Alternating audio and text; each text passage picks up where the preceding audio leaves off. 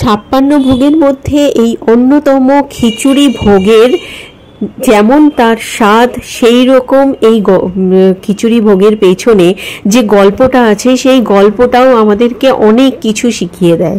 তো আজকে রেসিপির সাথে সাথে তোমাদের এই গল্পটাও আমি শেয়ার করে নেব।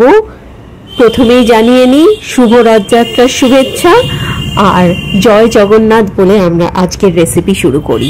আজ আমি রথযাত্রা উপলক্ষে বানিয়ে নিয়েছি 56 ভোগের অন্যতম ভোগ কর্মাবাই খিচুড়ি। কর্মাবাই খিচুড়ি বানানোর জন্য প্রথমেই নিয়ে নিতে হবে গোবিন্দভোগ চাল আর সোনামুগ ডাল। আমি এখানে পরিমাণটা নিয়েছি 3.5 কাপ মতন গোবিন্দভোগ চাল আর 2.5 কাপ মতন সোনামুগ ডাল।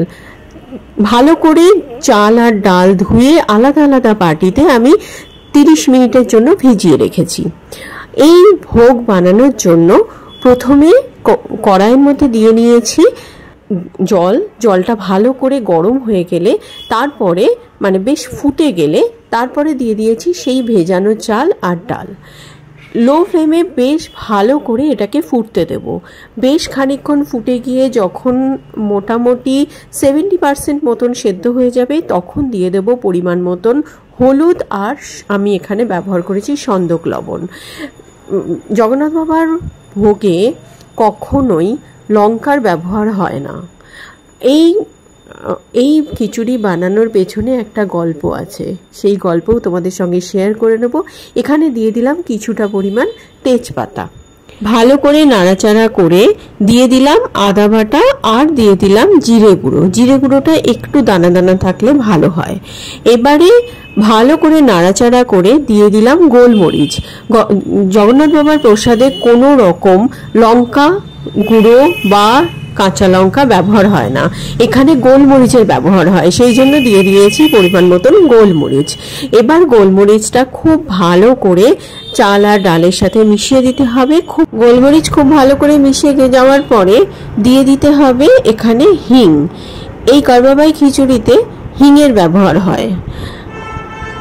এই খিচুড়িতে এই হিঙের গন্ধটা খুব ইম্পর্টেন্ট।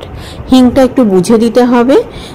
হিঙের গন্ধটা বেশি হলেও ভালো লাগবে না, আবার হিঙের গন্ধটা যাতে বোঝা যায় সেইভাবে সেই পরিমাণেই দিতে হবে।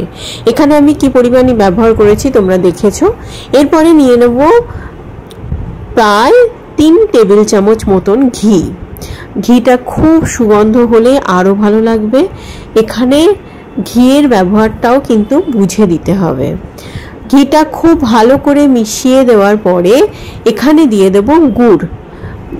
এখানে আখের গুড় ব্যবহার হয়। এই কর্মাবাই খিচুড়ির যে পদ্ধতি সেই পদ্ধতিতে কোনো চিনির ব্যবহার হয় না, এখানে কিন্তু আখের গুড় ব্যবহার হয়।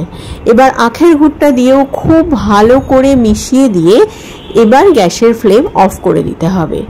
গ্যাসের ফ্লেম অফ করে দিয়ে খুব আলতো হাতে, কোনো খুন্তির সাহায্যে বা হাতের সাহায্যে খুব আস্তে আলতো হাতে এটাকে একটু নাড়াচাড়া করে সমস্ত উপকরণ খুব ভালো করে মিশিয়ে দিলেই তৈরি হয়ে যাবে কর্মাবাই খিচুড়ি। 56 ভোগের অন্যতম ভোগ কর্মাবাই খিচুড়ির পেছনে যে সুন্দর একটা গল্প আছে সেই গল্পটা তোমাদের সঙ্গে এবারে শেয়ার করে নিই।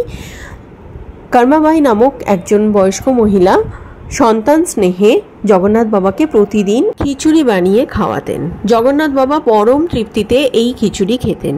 কিন্তু একদিন এক ঋষি কর্মাবাইকে যখন দেখেন যে স্নান না করে উনি ওই পোশাকেই খিচুড়ি বানিয়ে মহাপ্রভুকে খাওয়াচ্ছেন, তখন উনি খুব রুষ্ট হন আর বলেন যে তোমার তো এরকমভাবে পাপ লাগবে, তুমি এইভাবে অশুদ্ধ বস্ত্রেই কেন খিচুড়ি বানিয়ে মহাপ্রভুকে খাওয়াচ্ছ। তখন কর্মাবাই নিজের ভুলটা বুঝতে পেরে পরের দিন থেকে উনি স্নান করে শুদ্ধ বস্ত্রে খিচুড়ি বানান। কিন্তু এই তাড়াহুড়োর মধ্যে মহাপ্রভু ওই স্বাদ পান না। মহাপ্রভু ওই স্বাদ না পাওয়ার জন্য ঋষিকে গিয়ে বলেন যে তুমি তোমার কথা ফিরিয়ে নাও। তখন ঋষি যখন ওই কথা ফিরিয়ে নেন, কর্মাবাইয়ের সেই খিচুড়ির স্বাদ আবার জগন্নাথ বাবা পান।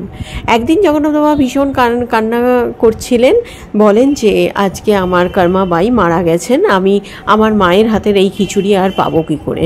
তখন থেকেই শুরু হয়ে যায় 56 ভোগের মধ্যে অন্যতম ভোগ এই খিচুড়ি কর্মাবাই খিচুড়ি নামেই প্রসিদ্ধ হয়। সকাল 8টার সময় মন্দিরে এই খিচুড়ি প্রতিদিন জগন্নাথ বাবাকে ভোগ হিসাবে দেওয়া হয়। কেমন লাগলো তোমাদের এই গল্প আর কেমন লাগলো তোমাদের এই রেসিপি অবশ্যই কমেন্টের মাধ্যমে জানিও। আজ জগন্নাথ বাবার পুজো করে আর এই রকম একটা খিচুড়ি ভোগ বানিয়ে এতই ভালো লাগছে, এতই আনন্দ হচ্ছে যে তোমাদের সঙ্গে শেয়ার করেও আমার খুব আনন্দ লাগছে। আমি স্মিতা ব্যানার্জি, স্মিস গোল্ডেন কিচেনে সবাইকে স্বাগত। আজ রথযাত্রা উপলক্ষের এই শুভক্ষণে শুভ তিথিতে সত্যি আমরা খুব খুব আনন্দ করব। আর মহাপ্রভু জগন্নাথ বাবা সবার খুব ভালো করুক, সবাই খুব খুব ভালো থাকো। আজ এই পর্যন্তই, আবার আসবো নতুন কোনো রেসিপি নিয়ে, নতুন কোনো গল্প নিয়ে। সবাই খুব ভালো থেকো, সুস্থ থেকো, আর হ্যাঁ খুব খুব আনন্দে থেকো। Bye bye, take care.